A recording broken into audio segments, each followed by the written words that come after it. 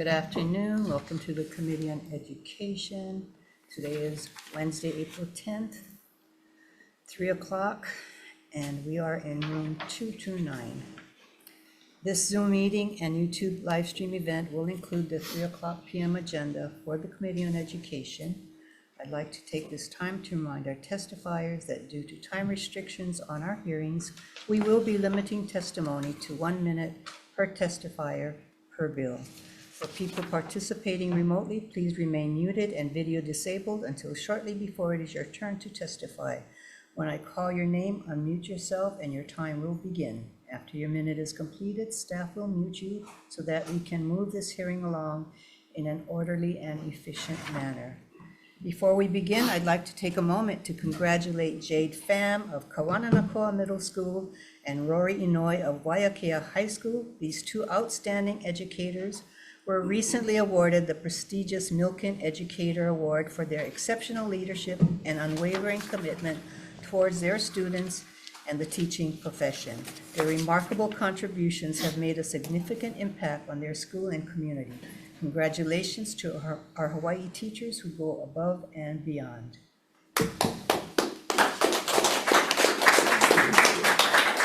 Thank you very much. And with that, let's begin. We have a bunch of governor messages on our committee agenda, and the first is for our GM 715 for our Early Learning Board for gubernatorial nominee Joni Onishi. And let's see, sorry.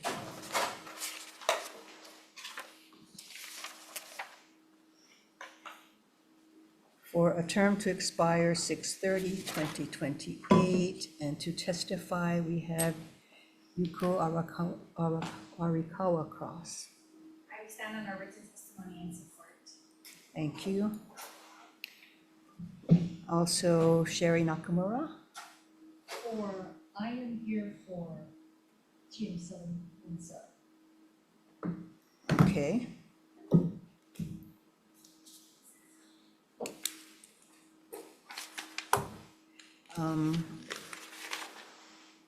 We also have written testimony and support from Ann Chung, Interim Dean, Career and Technical Education, Hawaii Community College, from Lisa Fukumitsu, Leanne Urasaki, Michelle Ebersole, and Aina Akamu, all in support.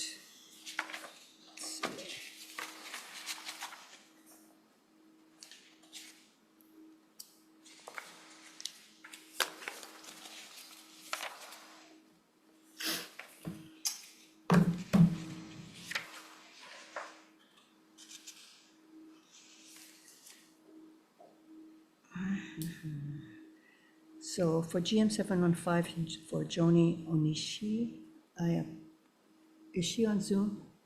Not present on Zoom, Chair. Thank you. Okay. Is there anyone else here who wishes to testify on this gubernatorial nominee? If not, let's move on to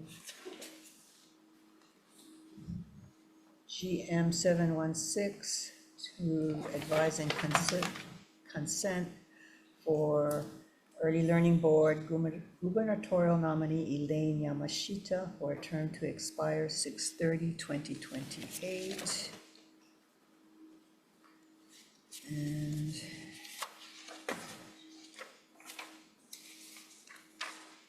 Yuko? Yes, we stand on our written testimony and support. Thank you. Also, we have written testimony in support from Brenda Watanabe, Assistant Professor, Early Childhood Educator, and Terry Locke, Director, Early Childhood Educator, Excellence and Equity Project, UH College of Education. Is there anyone else here wishing to testify on this issue? If not, is Yuko here? I'm sorry, is. This has been a long day. Is Elaine Yamashita here? Oh, please come forward.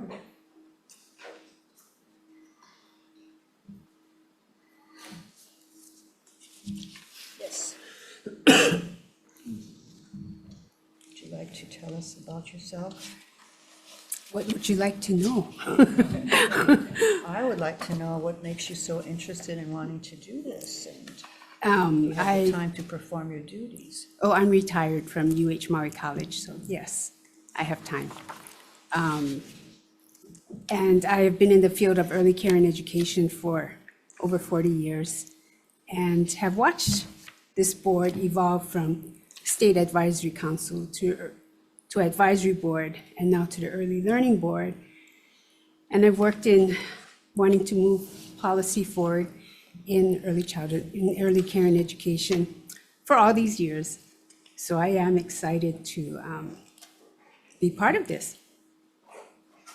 Well, thank you. Congratulations on being nominated to the Early Learning Board. And I guess my questions would be, what goals do you want to see the Executive Office on Early Learning achieve during your term?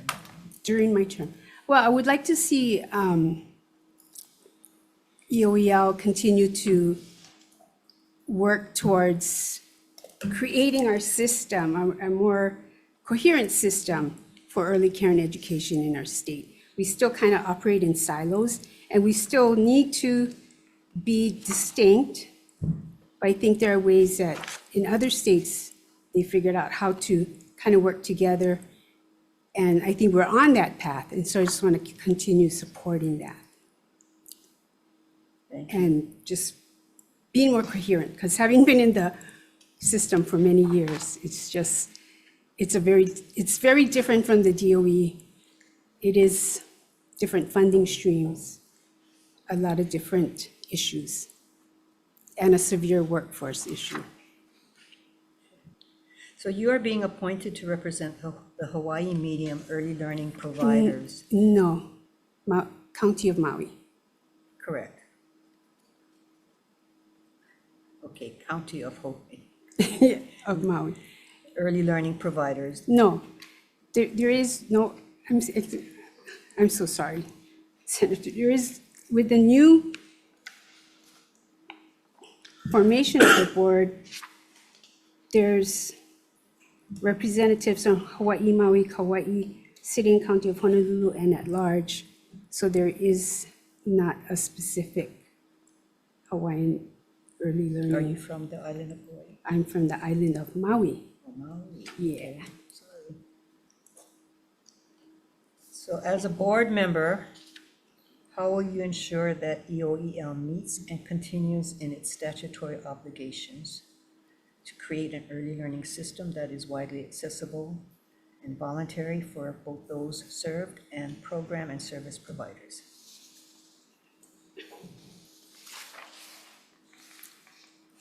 What I would do is help the board understand where the system is now, and with EOEL Director Cross, Arikawa Cross, help everyone to come to a common vision of where we want to be and figure out how we get there, given the different funding streams, departments, regulations, etc. Thank you. Members, questions? Yeah, Yeah. uh, Yes, you talked about the silos. yes. Can you expand on that a little bit, please? Sure. Currently,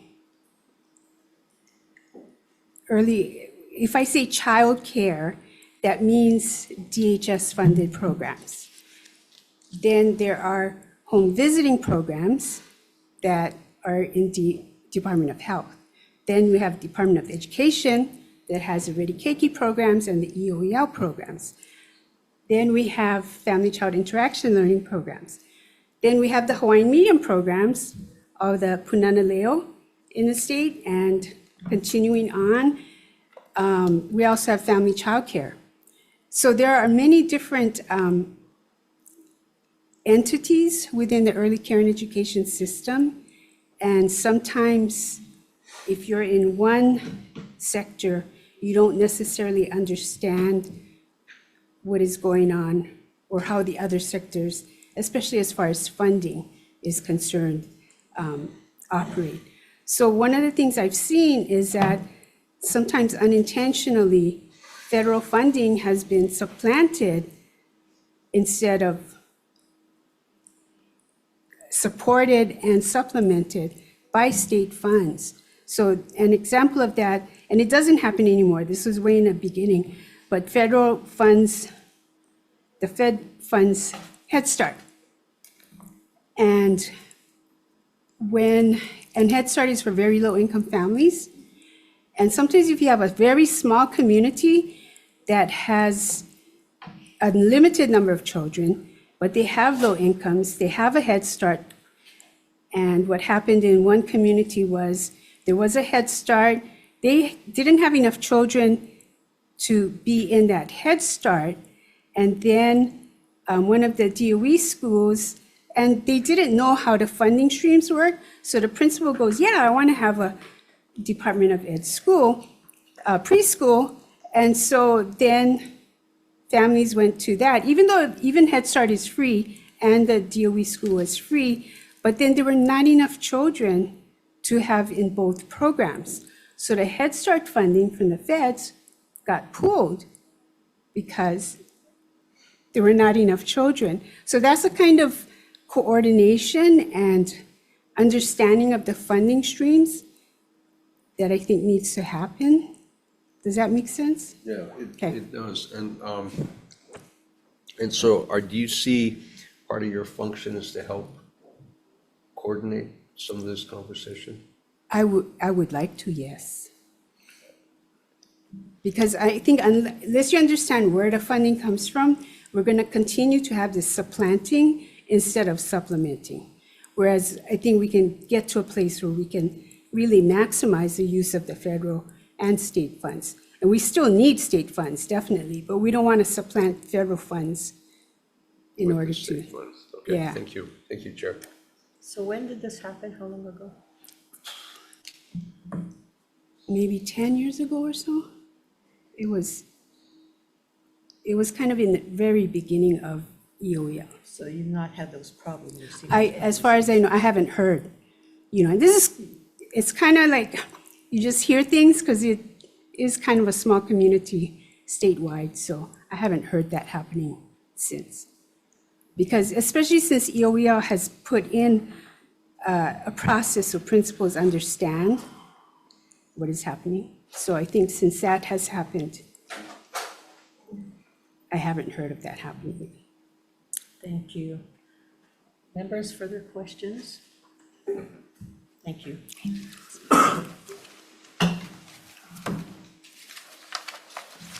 Okay.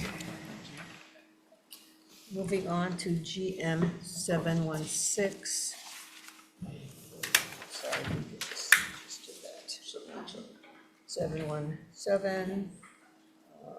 Submitting for consideration and confirmation to the Early Learning Board gubernatorial nominee Alana Bauman for a term to expire 6/30/2028. Is Alana here?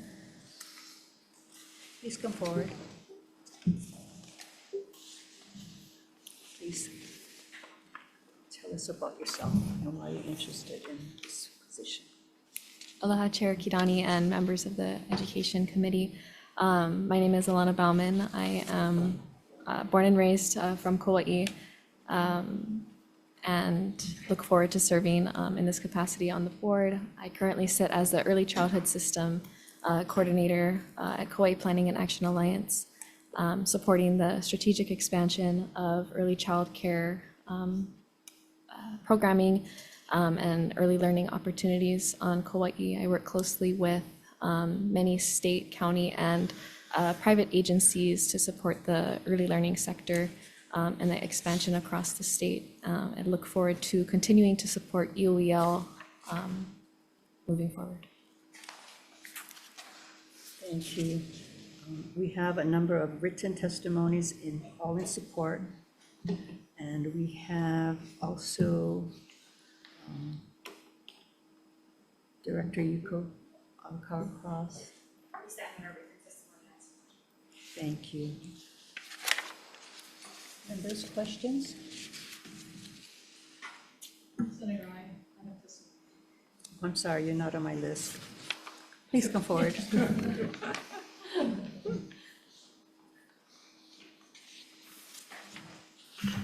Aloha Chair, Vice Chair, and members of the committee. I'm testifying today as Sherry Nakamura as an individual, and I support the nomination of Alana Bauman.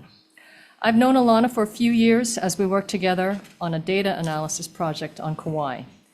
Because she had not been back too long from getting her master's on the mainland, I thought that I would be providing a lot of guidance on the project, especially since we have a difference in age. But I was mistaken. She picked up quickly and got to work. Her background in economics was also extremely helpful. As Kauai ECE system coordinator, she not only has overall systems view of the early childhood system there, but she has a very good micro view of the landscape as well. I think she will do well on the Early Learning Board and urge the committee to confirm her nomination. Thank you for this opportunity. Thank you, Sherry. Anyone else here wishing to testify? I'd like to submit testimony, just verbal. I did not write any testimony. Oh, please come forward, But Connie. Aloha Chair, Donnie and Vice Aloha. Chair Kim, members of the committee. I'm Hawai'i Burgess. I'd just like to submit. I'm so happy that she's, I'm not even gonna cry, I'm not gonna cry. But it's just that when I worked at Kamehameha Schools, we were looking for someone to support Kauai with their ECE coordination. And I remember just hearing so many good words about her and hearing Sherry's testimony. It's obviously true. I recently retired and it's just so nice to hear that you're doing so well. And I'd like to just ask that you folks support her nomination. Mahalo before I need a box of tissue soon. Thank you, Kawi. That was very nice. Members, questions of our nominee? Yeah, good question, Chair. Senator Richards? You worked at the food basket or food bank. What would that work? That was during the COVID time. What was your specific job doing? There's a reason I'm asking the question, so. I was a emergency hire. I was volunteering at the time and then got hired on through, I believe, Rise to Work funding that the county supported to help facilitate grant administration as well as donor recognition and appreciation. Okay, whereas going with it, Big Island, I'm from Big Island, we were food insecure for children. 1 out of 5 going into the pandemic, 1 out of 3 during the pandemic. We're just back to 1 out of 4. You talk about early childhood development. Nutrition's a big component of that. How do you see this all tying together and what you're going to be working on? I think raising awareness on children nutrition for families as well as ensuring that programs that children are enrolled in have access to quality and nutritional food programming is very important. So depending on the type of program that it's offering, but raising awareness about that for child development, I think is very important, and seeing how EOEL could possibly, help create awareness about that or ensure that students within the program have access to quality, nutritious food throughout the day. I completely agree with you on that. I think we're learning more about the need for high quality protein going into the children at a young age, rather than trying to play catch up later. And so I'm excited about early childhood development, education, because a lot of times our Alice families, they don't have enough food at home. And so at least if we can get them there, maybe we can help out the kids. So thank you, Chair. Thank you. Members, further questions? Yes, Senator. Yeah. Geez, felt like I just was talking to you a few minutes ago. Oh, I was.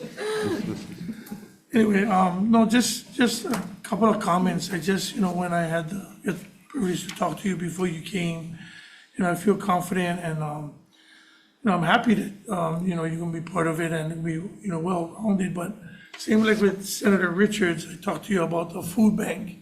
And I don't want to go into the details, but I was sharing with you on the trials, the tribulations to getting food to the neighbor islands in a timely manner for the nutritions that our families and kids need. And I, thank you for coming together and trying to get grant writing and, because that's funding, try to get the food to the neighbor islands is very challenging. I work closely with our food bank here and I know that. But when I seen that, that's why I asked you the question during the pandemic, because they reached out to us knowing it was a difficult time and be able to ship on time and the amount of poundage that you guys need in there. And I just wanted to thank you for participating in that. And that's all I have, Chair. Thank you. Thank you. Further questions, members? Thank you. So Alana, in our previous discussion, we talked about one of your concerns, which was program accessibility.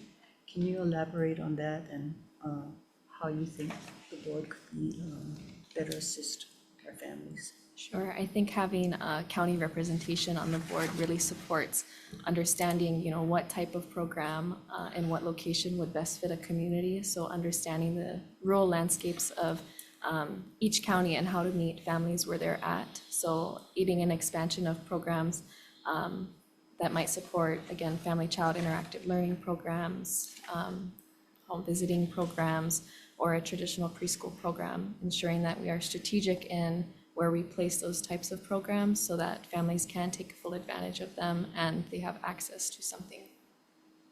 Thank you. I appreciate that. So you are aware that, this is, takes time, your commitment, and you're willing to serve and commit that time to this board. Yes. Thank you. Further questions, members? If not, thank you, Alana. Thank you. I do believe that a previous testifier is now on Zoom, Joni Onishi. And this was for GM 715. I want to go back. There she is. I'm sorry, our previous nominee, is she? Yep, there she is. Oh, hi, Joni. He Members? unmuted. Yeah, and I don't know if we have anyone here that wanted to give further testimony on this nominee, GM 715. Members, were there any questions that you may have wanted to ask of Joni? Thank you. Good luck. No? I thought I had questions.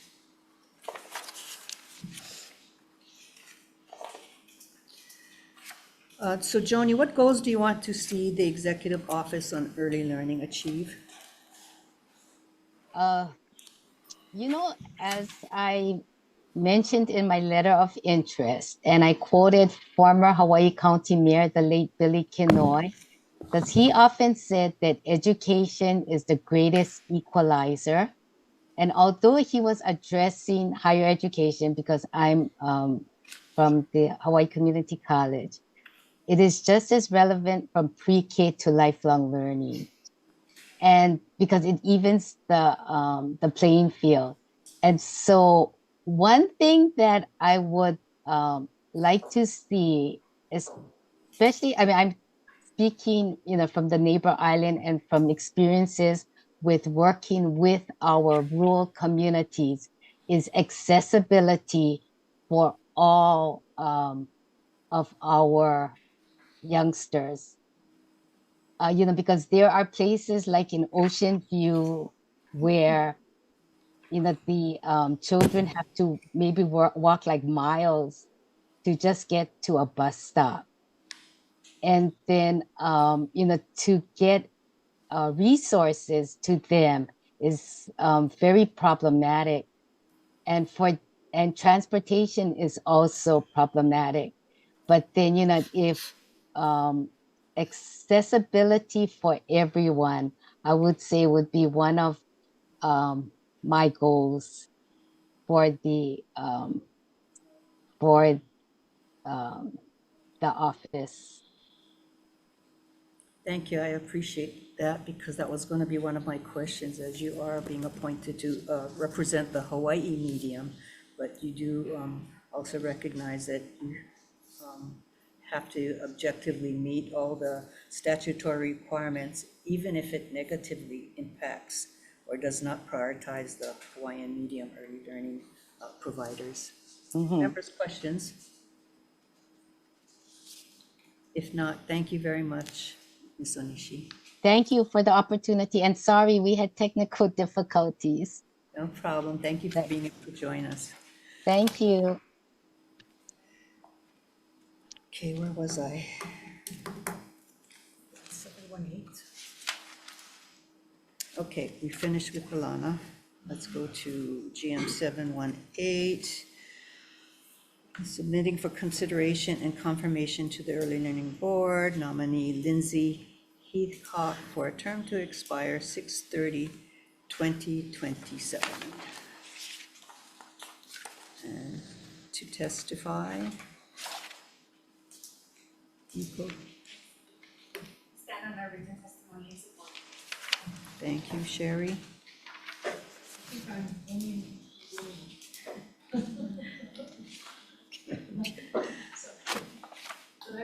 I will support. Thank you. I've lost my place, so forgive me.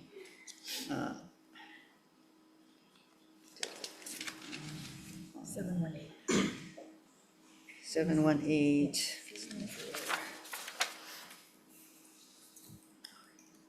Okay. This is for Lindsay Heathcock, Early Learning Board, and this is the City and County of Honolulu seat. Okay. Is she?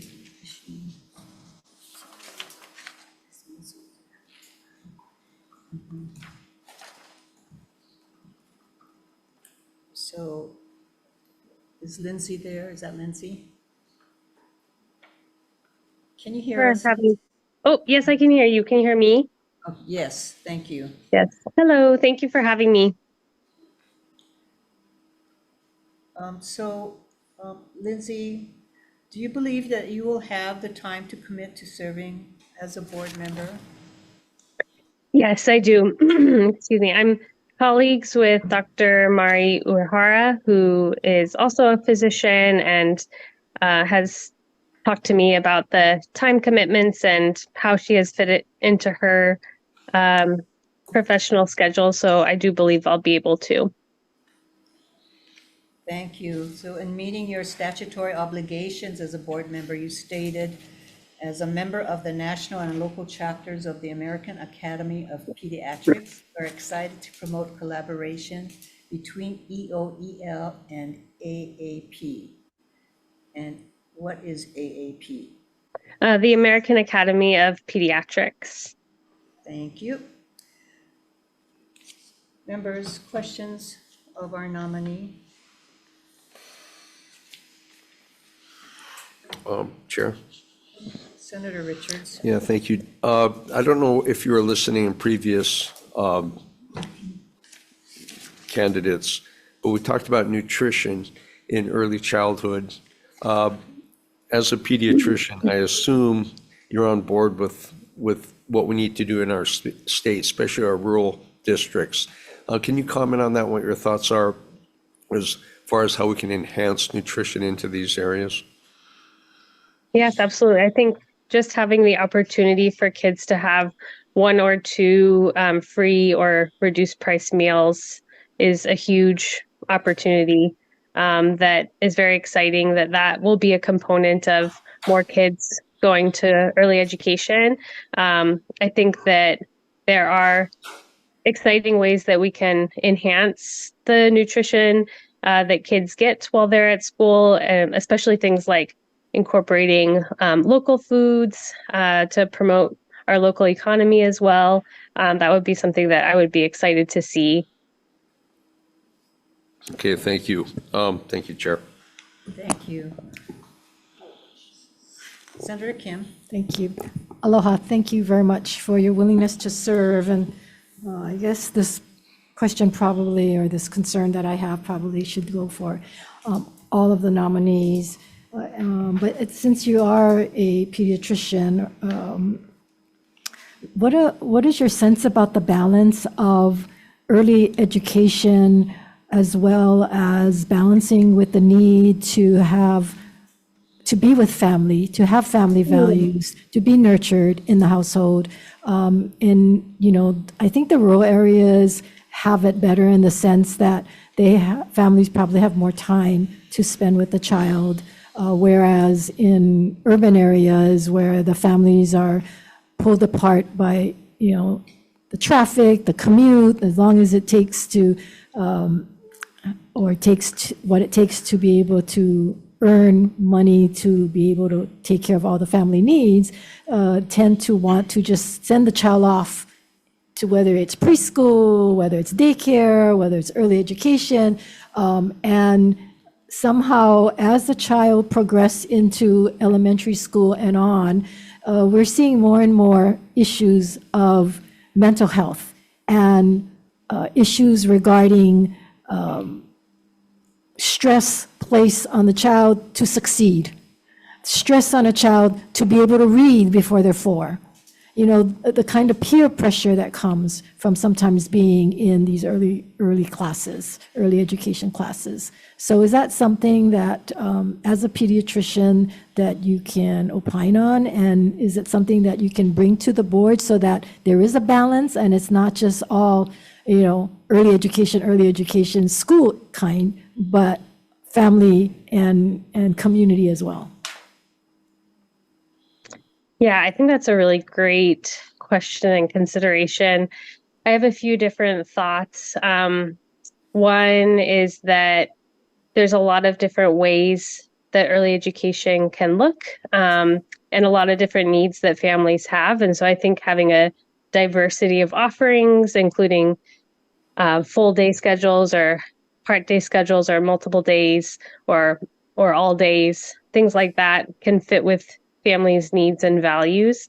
Another thought I have is there are multiple ways for an early education setting to look. And I have seen studies that certain types of early education can not be as helpful. Like if you're, like you said, trying to push straight academic learning too early, that might not always be a great idea. But I think that a lot of schools do such a great job of working on things that kids do need to learn at their early age, like social emotional learning and play. There's so much that can be learned from play.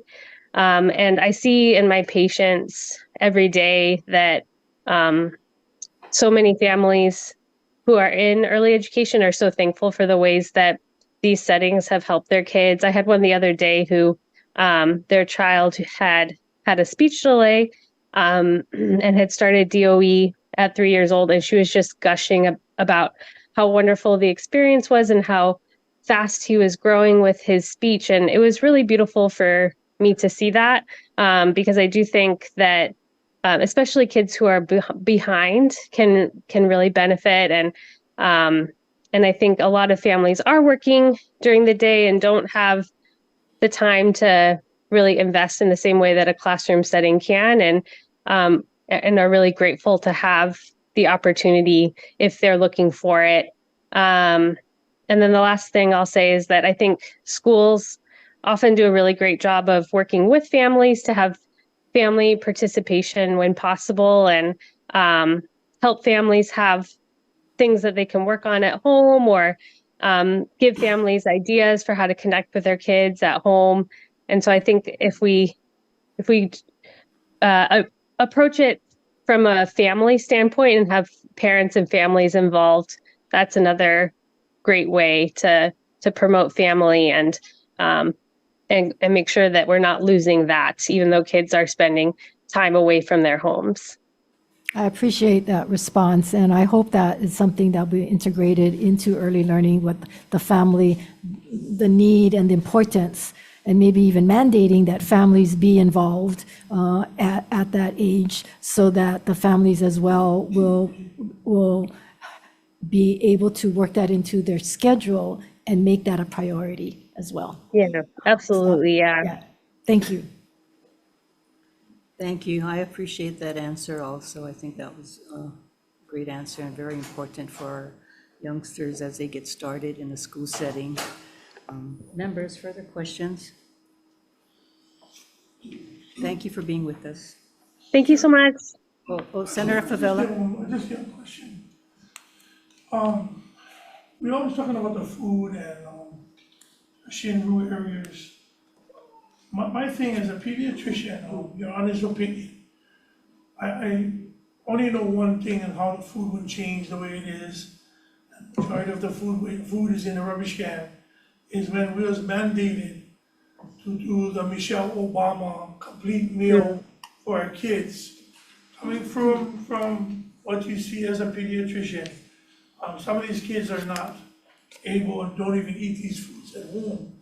So in your opinion, do you think that they should have a warm meal in their stomach or a complete federally mandated meal? That the feds oversee our state kids that don't eat vegetables and fruits at home because they cannot afford it. So as your honest opinion, would be having a complete meal that is warm to their stomach and good enough for keep them throughout the day till they go home, or having a balanced meal that the balance of the meal is in a rubbish can? Oh, that is such a tricky thing. And honestly, nutrition is such a tricky thing.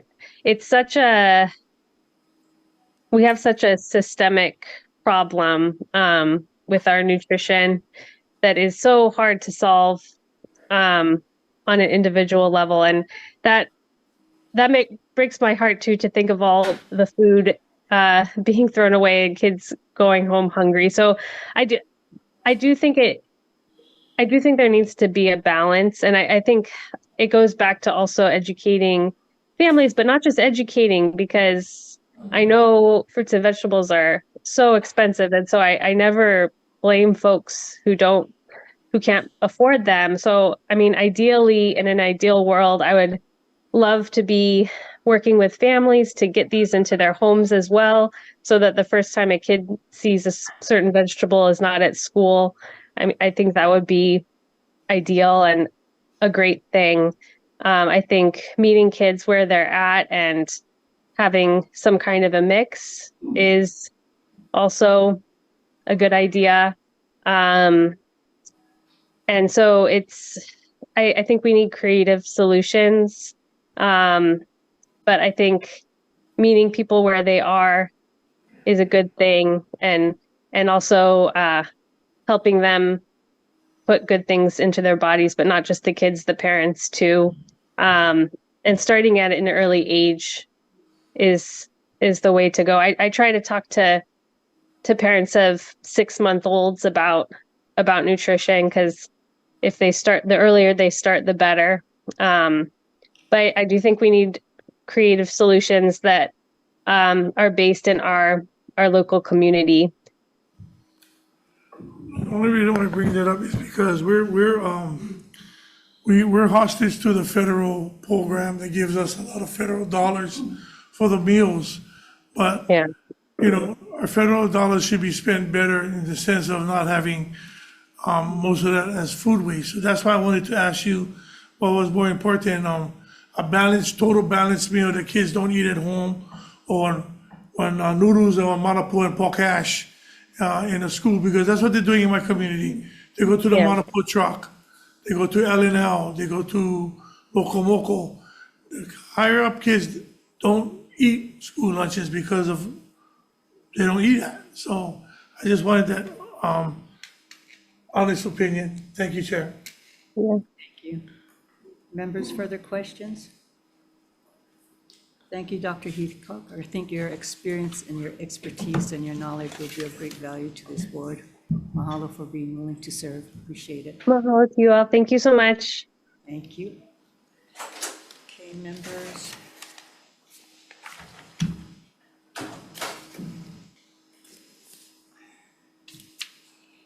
recess.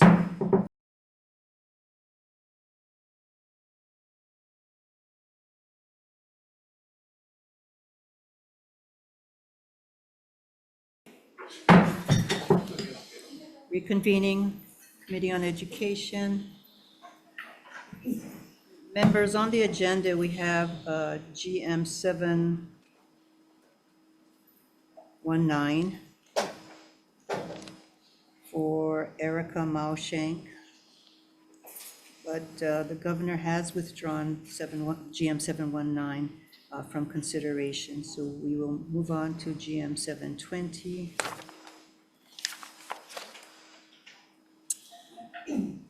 For consideration and confirmation to the Early Learning Board, gubernatorial nominee Hawai'i Burgess for a term to expire 6/30/2027. Hawai'i, come forward, please. Aloha mai kākou, aloha Chair Kitani, Vice Chair Kim, members of the committee. I'm Hawai'i Burgess. I met you all before in my previous life. I recently retired from Kamehameha Schools in October of And you're bored 2023. Not quite. I do provide early learning for my granddaughter, Kealola. She's 2 years old. And my home looks like a little preschool with charts of numbers and alphabets and maps of the world and the United States and Hawaii on my walls, and colors and shapes. It's pretty fun, but it is probably one of the reasons why I did not become an early learning teacher. I was a teacher in my past. I did teach health at Navahio Kalani Pu'u. You have seen my resume. But just a little bit about myself, and you may have already seen my testimony. So I'm just gonna give some highlights from that. This olelo no'ea, or a saying, hana I ke keiki ola kalahui, means to nurture the child, to care for the child, and the people will thrive. It is something that I strongly believe in. And I truly believe that if Hawaii is able to get unified on this concept of caring for our children, we will thrive as a people. I believe our economy will. I believe we as adults, grandparents, the prison system, the food system, the housing system, we will keep our leaders here. I just really feel that if we cherish and care for our children, that the people here in Hawaii will thrive. That saying comes from Kamehameha Schools, as noted in my testimony. It identifies the priority for Kamehameha, and I helped to create it, but I strongly believe in it. But about myself, a little bit about my background. So again, I am a grandmother of one. I am a mother of 3 adults, and my oldest is 31, but when he was 3, we were living in Hilo. I'm a graduate of UH Hilo, lived in Hilo for about 8 years after I graduated from high school. My family is from Hawaii Island, from community of Waimea, and that is where my family home is, our family lands. That's where I'm from. But when my son was 4, we were struggling. I mean, I worked at Navahio Kalani Pu'u as a teacher. My husband was working at University of Hawaii at Hilo, and we were one of the Alice families. Back then, it wasn't talked about, but today, we were asset limited, income constrained, and employed with 2 children. There was no way we could afford early learning, but thank God my husband also believed in education, because we both were willing to do what it took to put our 2 children through early learning in Hilo. My second child ended up going to early learning here on Oahu. We ended up moving to Oahu in '98, And so she went to early learning here, and then we had our third child. But I know what it's like to eat rice and eggs for dinner. I know what it's like to eat peanut butter and jelly sandwiches because you're trying to get your children to school. And it's not, it can't just be me. I mean, it's everyone, you know, and talk about our food, eating eggs and rice and peanut butter jelly sandwich. But I strongly believe in our ability as Hawaii to achieve the goals that are in the plan that EOEL had set, the state plan, as well as the roadmap for Act 46. I strongly believe we can get it, and I believe that I can kokua with that. And that is why I'm asking for your support in my nomination to the Early Learning Board. Any questions for me? Yes, thank you, Kaui. So Act 46 of 2020 is to expand the capacity, resources, flexibility of childcare facilities. And in question one of the questionnaire you submitted, you stated that you would like to see that Act 46 carried out to completion by the year 2032. So how will you work as a board member in attaining this goal? So when that act was even written, I was working for Kamehameha and helped with the language in that act. I strongly believe it, and I will do whatever it takes. I am known as a person to get things done. I believe that I bring to the table, or I bring to the board, relationships that can help with that, experience in the building of a collective or a collaboration. I have in the past put groups together to advance goals for the public or for Native Hawaiians. And one was during the pandemic, one was during, my whole time at Kamehameha, created a collaborative of Native Hawaiian organizations so that we could work together to bring money to Hawaii, mostly congressional federal funding, but also here in the state. So I have the experience of collaborations and bringing people together. I have the relationships to do that as well. And I believe that I can kokua with that. Yeah. Yes. Thank you, Kaui. Members, questions? Senator Favela? Yeah, just as, going forward as, as people moving forward and you knowing the challenges of what you just had shared as the spring of our people going in our identity. And, I'm going here, it's not like a broken record, but if I don't have an opportunity to ask the question, I'm not going to know. But through our Hawaiian language going forward in classes, in being a core class in high school, and I use high school because it's different, but if I had a way to work this through to every grade, from pre-K to 12, but was more so of my community asking, especially the kids in my district, which regardless now, a lot of them that belong to the Hawaiian Club or anything to do with Hawaiian, it's not all Hawaiians, it's mostly Filipino. But they strive to want to learn the culture that they never got to see, only to hear, or not even having historic books. So how would you feel that, what is your thoughts of having Hawaiian language as a core class in high school? In high school. Okay, real fast.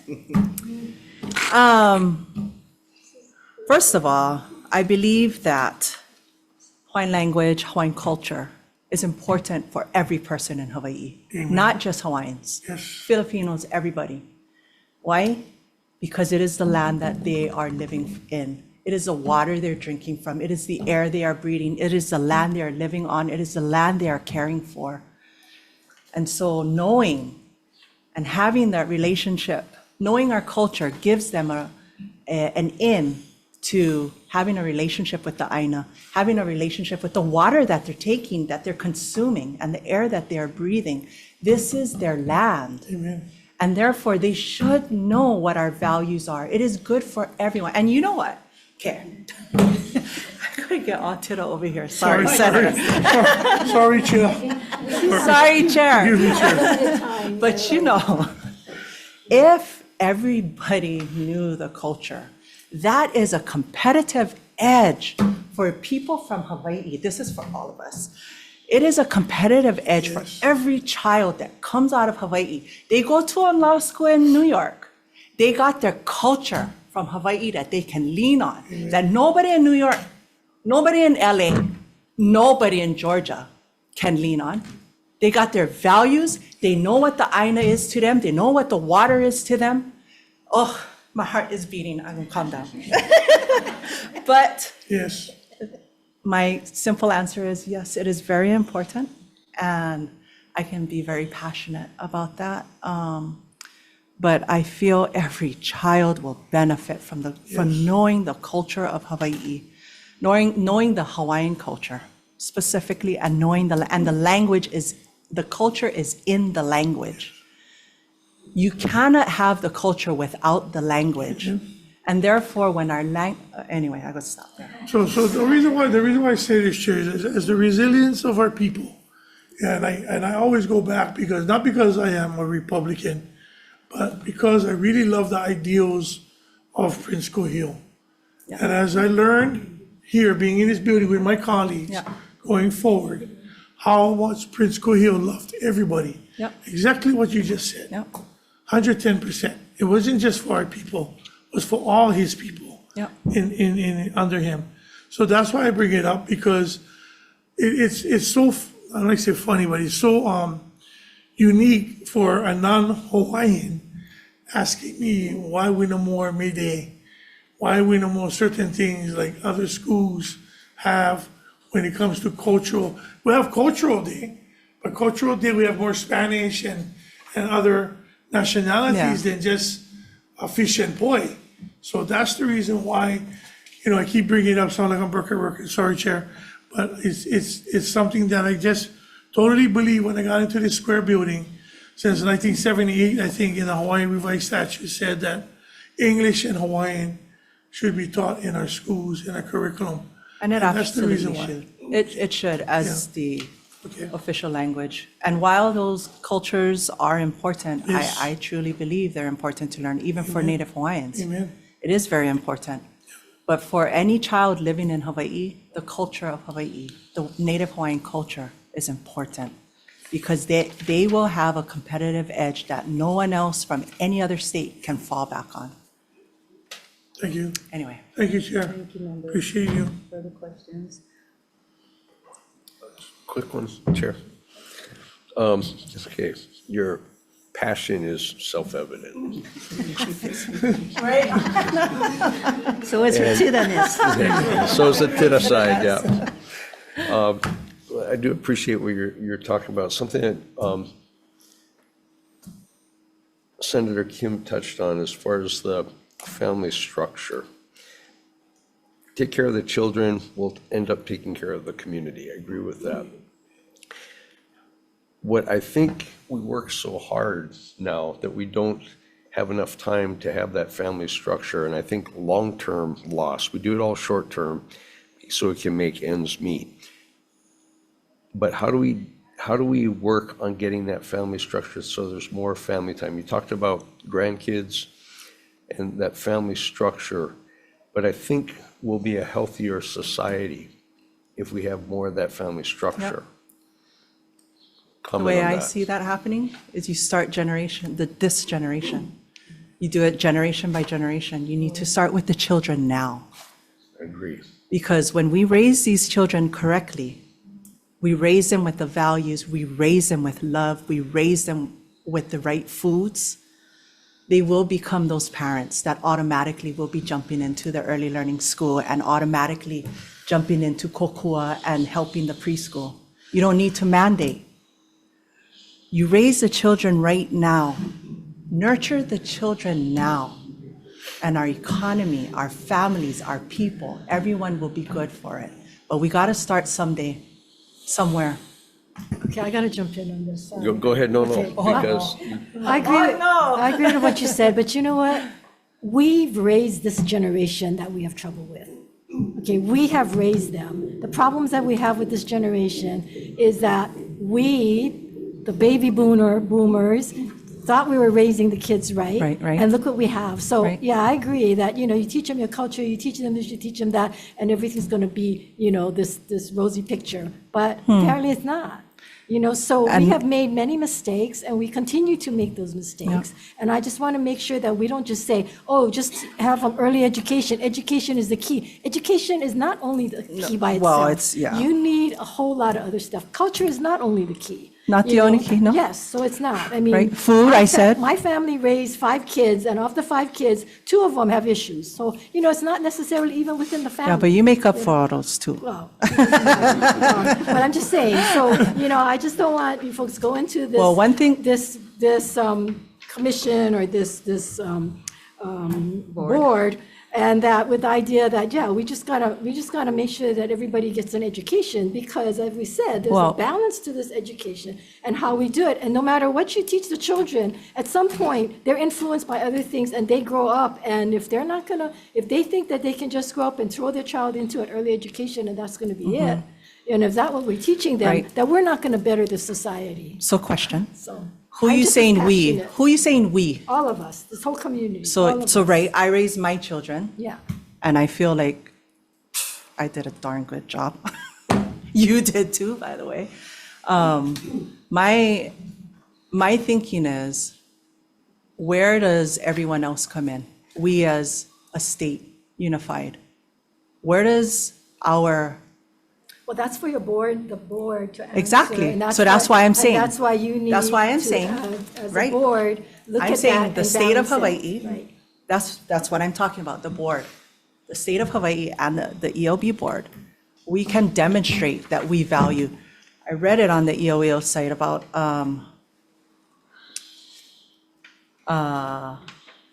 valuing, or, oh gosh, what is the word? Valuing long-standing, or demonstrating long-standing values for our keiki, of caring for our keiki. But that doesn't How mean are we anything. demonstrating that? How are we demonstrating that? You know how we did? We got the $200 million in 2022 to fund the development of some classrooms that are so necessary. But that kind of demonstration of prioritization is caring for our children. How do we as a state care? So my kuleana on the early learning board would be to bring up these kinds of questions, to respectfully say, yeah, but I think, yeah, but what about this? Well, that's what we hope. Yeah, but what about that and that? Because get this, that, and that, and get the food system too, right? So that's how I feel. And obviously, my passion is evident, and I'm not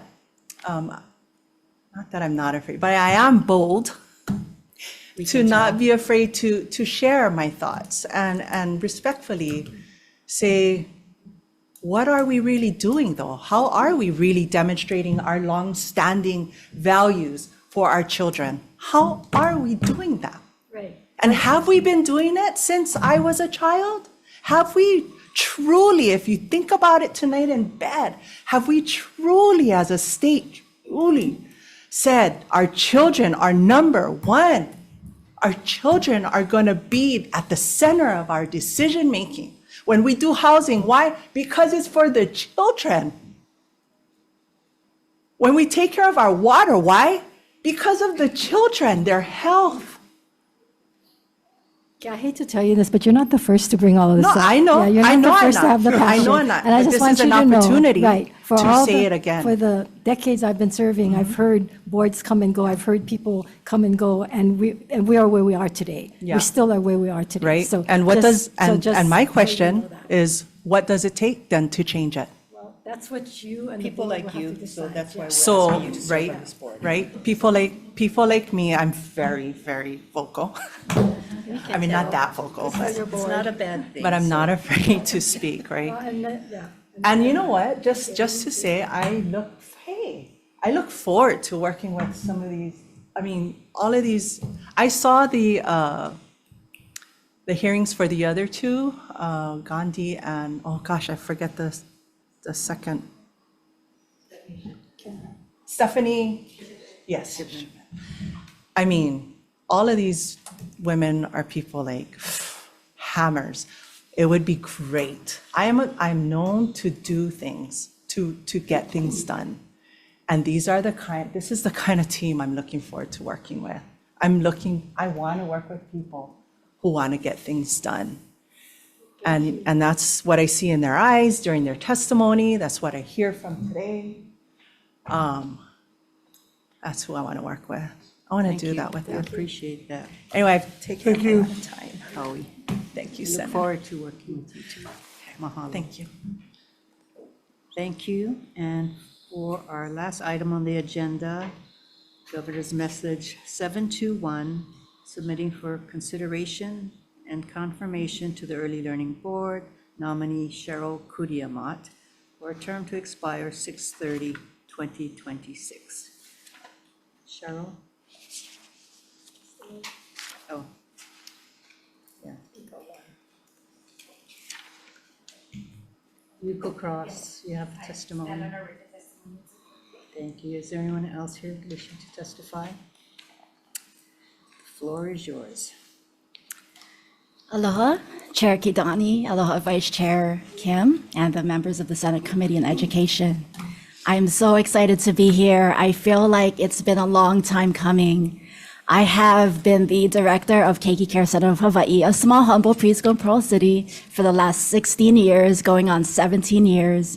And I can literally remember the first day when we opened. That was a story in itself. Another preschool in our community, St. Timothy's Children's Center, if some of you have been familiar, they had marked its 30th year in 2008, but was abruptly closed down, unfortunately, due to dire repairs. So literally overnight, a lot of the teachers, again, who have been working there for some of them 30 years, got the pink slip. My husband and I just truly felt it was wrong. I'm probably one of the most unique members here. Actually, I wrote something, but I'm not even going to read it. I actually do not have an degree in education. I actually have an MBA in marketing and communications. And for a long time, my husband and I have run our structural engineering firm. And just giving back to the community has been just throughout our lives. We've been part of the JCs, the Rotary, what have you. I've been president. So leadership is definitely, hopefully, not in question for me. But again, for the past 16 going on 17 years, living and breathing, running a preschool has been our lives. We have 4 children. I have a son who's a sophomore in Japan at Kyoto University. I have a son who is graduating this year from St. Louis. Thankfully, we just found out going to USC this coming fall. And I have 2 daughters at Sacred Hearts, a sophomore and a 7th grader. Some of you may be wondering, if you saw my resume too, how would I possibly have the time? It's because I'm very blessed to have great teams in all of our companies, and I will absolutely do everything in my power to make time for this. Like I said, I have been living and breathing, running a preschool. I don't see myself as a director. I see myself as a team player, absolutely. I go into the classrooms whenever my teachers need help. And what I have to tell you today, which I really wanted to share, is that the children today, long story short, are the most challenging ever. I don't know whether it's because of COVID, but to be honest, I don't think it's that. I think it's because of this. I think too many parents are on this, and it's not just in Hawaii, it's not just the US, it's global. My husband just went to the Philippines for business. I mean, it's everywhere you go. The parents are using this, giving their children, oh my gosh, like this. Now, when they can't even talk, I can tell you, I have a lot of friends, and I make a point to make friends, kindergarten teachers. I'm like, how is it? Oh my gosh, they will talk to me for hours how it is. Talk to every grade level. Children are just different today. But bottom line, why I'm here today is because we can make a difference. It starts with early learning. So again, I thought about this for literally 16 years. How can we make a difference? I'm so glad to have a pediatrician on the board. But you know what? I thought about it. Let's start with the obstetricians. Let's start when the people who get pregnant, because we have to educate the parents before the baby comes out. That's when they're most attentive, right? They don't have the baby there. They'll come to the workshops, what have you. They have to do their monthly visits anyway. Put the pamphlets there. They're sitting in the waiting room anyway. You know, there's so many opportunities before the children come when they're so busy, right? Gosh, we can do so much social media today. I'm not even tech savvy. Okay, I'm not tech savvy, but there's others who are parents today. There's so many avenues, and with the board that I see today, I know that we can make a difference, but it starts with early learning. When I first, I know I can talk forever, but let me end with two more things. Even when we opened the preschool, there was statistical data in Europe, in Asia, that if you invest in early childhood education, at the young ages, there is less homelessness. There is less welfare. You guys, I'm sure on this committee know that, but the other countries are already doing it. So we in the US are so far behind. Hawaii has an opportunity to be an example. And like Hawai'i said, we totally believe in the children and aloha. Let's be an example for the whole US. Because preschool teachers are the lowest paid, and I don't know if you folks know, but we also have the highest overhead of a lot of other businesses. We have the highest health insurance. Did you know that? I can tell you that preschools have the highest health insurance. So we are stuck having to charge high tuition. So you mentioned about why parents don't have time to spend with their children. It's because they're working 2 or 3 jobs. Some of the professionals are having to quit their jobs so their spouse can work the 2 or 3 jobs and never see their children. So I really believe, again, it's about the money. If we can somehow, and I don't know if it's even in our power, but if we can help give subsidies, not just for the low income. I can tell you, those who get subsidies today, no offense, are the low income. They hardly come to school. They hardly come to school. And it breaks my heart. So I can get emotional. It breaks my heart to see families, the middle income families who maybe make $20 too much and can't get subsidy, and they're the ones struggling. It makes no sense. We have to change the mentality of all the lawmakers that, first of all, that preschools are not daycares. That's the first thing we have to change. And we have to educate parents as early as possible. So yeah, even before they're born, to start educating the parents. And maybe there's even a hope that we can make a difference. Okay, sorry for that. I'm open for questions. Thank you. Members, questions? Just a comment if I may. Yes. I just want to thank you. Thank you. I think it's so important and necessary that we have a well-rounded view as to what is needed. And again, it's not just putting the child in early ed, but like you said, you got to take them from the parents. You have to teach them before they even have the child of what is needed and what's important. And then we have to all work together to do it. So it is valuing our teachers, valuing the caretakers, valuing them as well. But again, also recognizing that we have to balance all of it, right? I mean, it's easy to say, let's raise everybody's salaries, but then when you look at all of the demands upon that one tax dollar that comes in, that $1, how do you divide it up and do that? And so those are the pressures that have to be balanced. And so it's so important that as we move forward with our early education, that sometimes we do focus on those most needing, but like you said, those are the ones sometimes that are not responsible enough to have the child in the classes, and it's the middle income families that need the help the most. And I know, because I came from the lower middle income family whose mother did not want to take $1 of government funding, not one SNAP dollar, not one food stamp dollar, and struggled to make ends meet. Wow, I applaud her. Yeah, 5 kids, so those are the kinds of things I think that's important as we move forward, because there's so many people scamming the system. Oh, yes. Yeah, they scam the system, and then it makes it hard for those who really, truly need it. Yes. And there are, let me just make a point. There are some families on subsidy that truly value it. One thing I must say, and thank you for mentioning, I forgot to mention, I am a numbers person. I love numbers. And I think when it comes to serving on this board, I think that's one area that I would love to be in because it's where is the money coming from? Is there money that we can find? I love that challenge. I know it sounds funny, but I do. I do. Thank you. Yeah, thank you. Other questions, members? Yeah, Chair. Yes. Senator Richards. I think the diversity of this board is going to be interesting to Yes. watch. I love it. And I'm going to actually tune in and watch some of your meetings because I Oh, think it's going to be please, kind of fun. please. Yes, the personalities. Well, yeah, it's just the energy. And, I appreciate the fact that you're a numbers person and a marketing person because I think we have to market our education. Yes, yes. And so looking at it with a different lens Yes. is important. One of the things that we've sort of circled around is we have a challenge between educating, giving opportunity, and sometimes pushing too hard. And we're under this illusion that accelerated programs are really good, and I would argue that they're not as good as we think they are. Early education, sometimes kids need to just play too. Yes. That's part of the education process. Comments on that? Yes. Oh, absolutely. Yes, that is my motto, learn through play. So you're talking to the right person. When I talk to parents, when I do preschool tours, I literally say, that I'm probably one of the old school preschools today because I do not have any electronics in our program, no iPads. Kids today don't even know how to turn pages of a book. They are tearing them. I'm literally buying books all the time, which is so expensive. Children don't know how to do puzzles today. Why? Because on the, what they're using.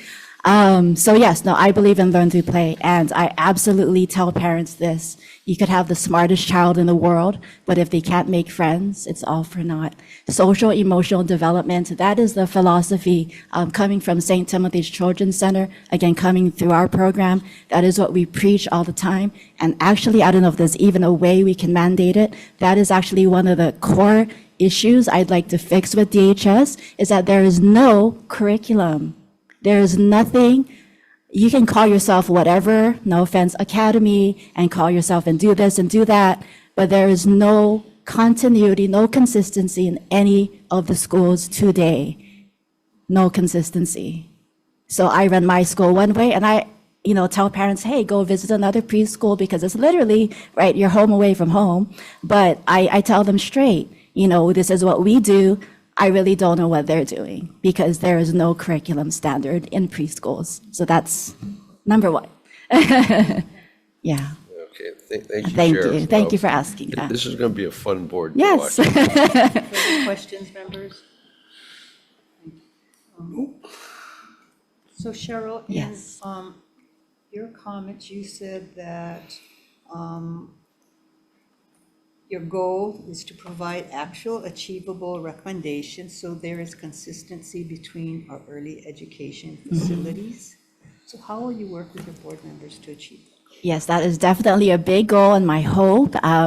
First of all, getting to know our board, like with any organization, you have to see what resources, what strengths we have, and then we have to utilize those members in those particular areas. Getting to know and hearing some of the members today, I'm very confident for the first time, I think, that we can make a difference. Like for me, myself, I run a preschool day in and day out, Monday through Friday, 7 to 5. I know exactly what it takes and the hardships that the teachers go through. That is, again, super important, something that we should never forget, because I think it's the most difficult jobs that, are out there, but the most fulfilling.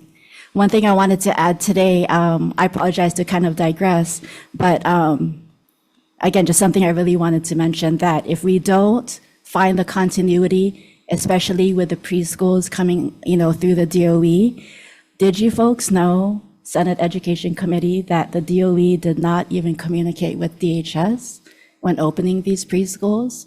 So in a way, it's like, why are we reinventing the wheel? Again, another, like how we brought up today, all the different departments, this is yet another sector that's going to be running a silo. Why are we not working together? I don't know. It makes no sense. And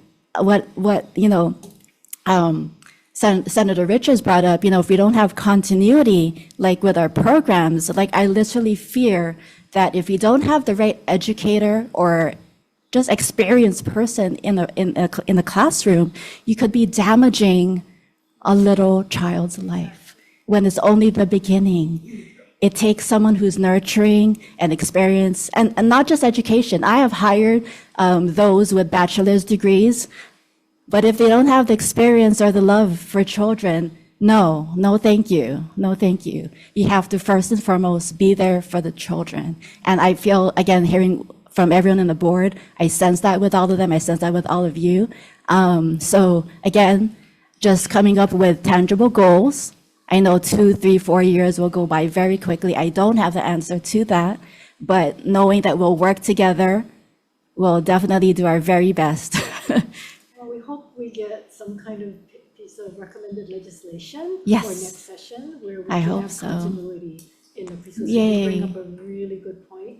And if you guys don't come up with it, then you're gonna have some of us dream it up, and Yes. we're not the experts, and so Yeah, we'll think and we- even very basic, yes. Yeah, so I hope that's the first thing that you guys Yes. tackle is to come up with some. Yes.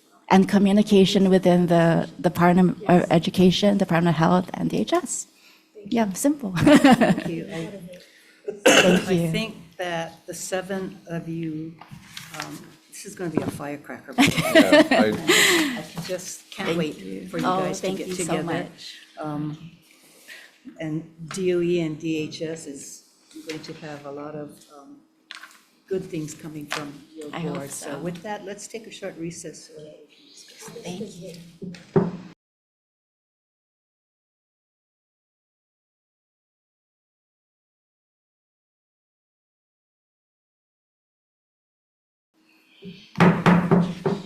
Okay, thank you. We are reconvening our Committee on Education. And the committee has agreed that we want to confirm all of our GM and our nominees for the Early Learning Board: Joni Onishi, Elaine Yamashita, Alana Bauman, Lindsay Hitchcock, Erica Maushank, Howie Burgess, and Cheryl Kudiyama. So, members for the vote? I'm sorry. Taking out the. Yeah, not Erica, I'm sorry. Yeah. So this is recommendation is to advise and consent on GM 715, 716, 717, 718, 720, and 721. Chair votes aye. Any member voting in the negative? Any member voting with reservations? Hearing none, all 5 members present, recommendation is adopted. Aye. Congratulations, all of you. It's going to be awesome. Very awesome. Meeting adjourned.